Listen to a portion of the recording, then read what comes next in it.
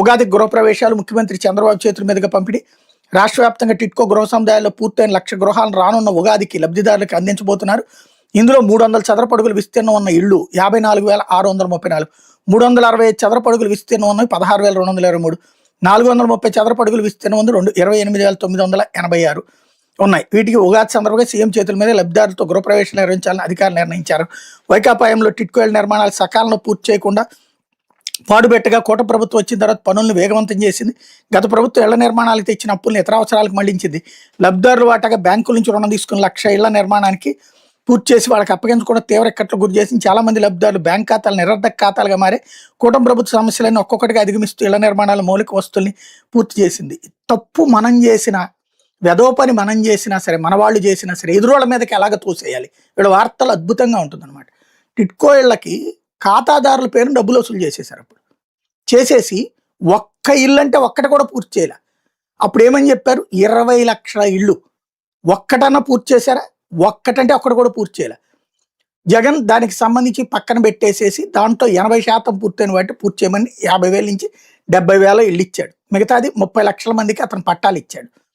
అందులో 7 లక్షల ఇళ్ళు పూర్తయినాయి కూడా, కానీ అతను ఏమీ కట్టలేదు. అదే సందర్భంలో టిట్కో ఇళ్ళదు. ఇప్పుడు ఎక్కడో ఎందుకు చంద్రబాబు గారు ఎలక్షన్ ముందు పెద్ద ఎత్తున జగన్ తిట్టడానికి 30 లక్షల ఇళ్ల గురించి తిట్టడానికి ఏమని మాట్లాడారు, సెంటిల్లా అది శ్మశానంతో సమానం, ఏది సమాధితో సమానం, సమాధి కట్టుకుంటారా అని అడిగారు. సెంట్ అంటే ఎంత? 48 గజాలు. 48 గజాలు అంటే 480 చదరపు అడుగుల ఇల్లు వస్తుంది.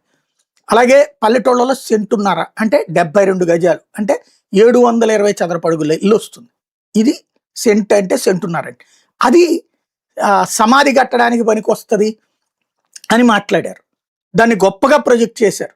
ఇప్పుడు వీళ్ళు చెప్తున్నది ఎంత, చంద్రబాబు గారు కట్టిస్తున్న 300 చదరపు అడుగులు. మరి 480 అడుగులు చదరపు అది సమాధి అయితే 300 చదరపు అడుగులు ఏమనాలి? అలాగే 365 చదరపు అడుగులు మరి 480 కంటే తక్కువే కదా. ఇంకోటి 430 చదరపు అడుగులు.